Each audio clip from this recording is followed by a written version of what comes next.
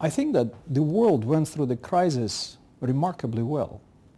Considering where we were a year ago and what prophecies people were making and what a doom and gloom scenario has been painted, I think recovery of the economy and in general where we are now is a very, very good outcome.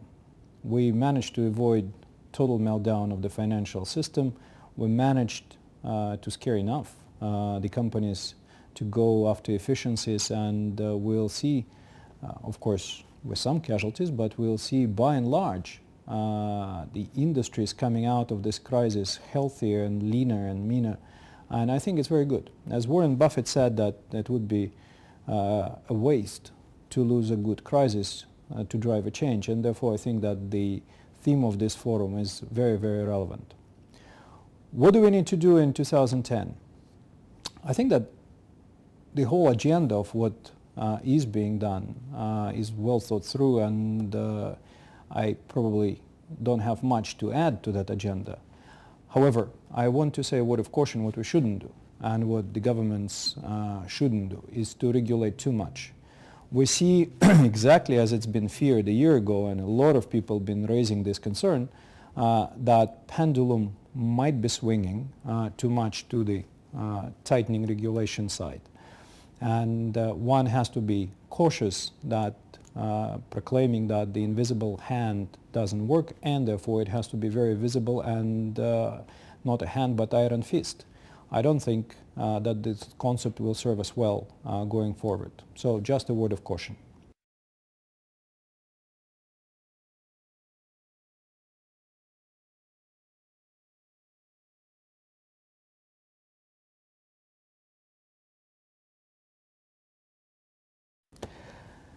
If we talk about telecom industry and ICT at large, if we try to pinpoint structural deficiencies and gaps within the industry and say what we need to change in order to mitigate global risks, at the risk of sounding too complacent and protective for the industry, I would say that our major problem for telecom companies is probably lying not inside the industry, although we have a fair share of our own problems, but I would still argue that our main problem / opportunity lies at the rim.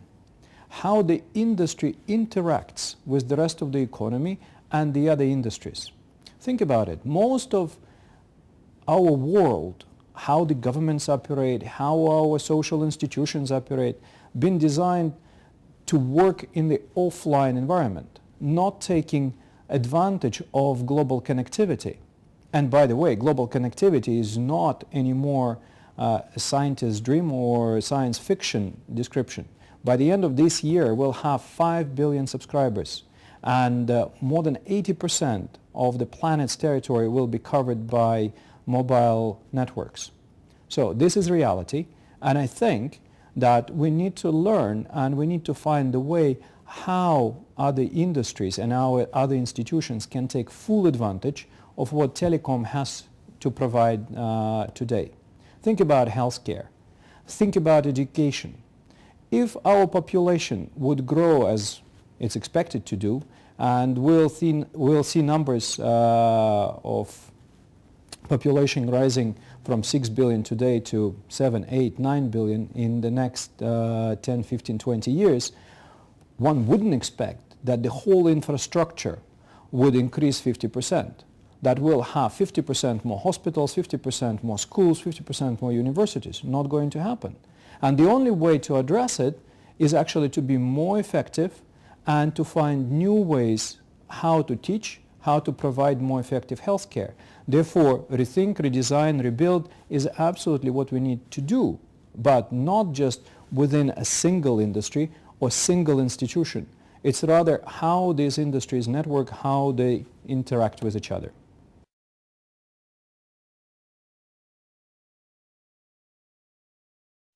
Interaction between the industries and how leverage capabilities of the modern telecom world and ICT at large probably is on top of our agenda in Davos. I'm speaking now for myself and my colleagues from the telecom world.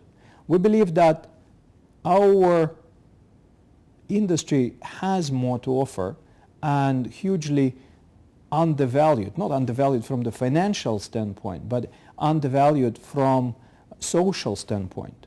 What we do for the society and what we can do for the society.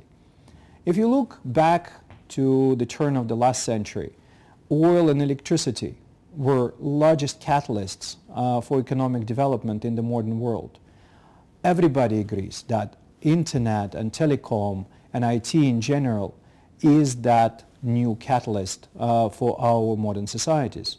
But I would seriously raise the question whether we're just paying a lip service to this or we're fully taking advantage throughout the society of these new capabilities.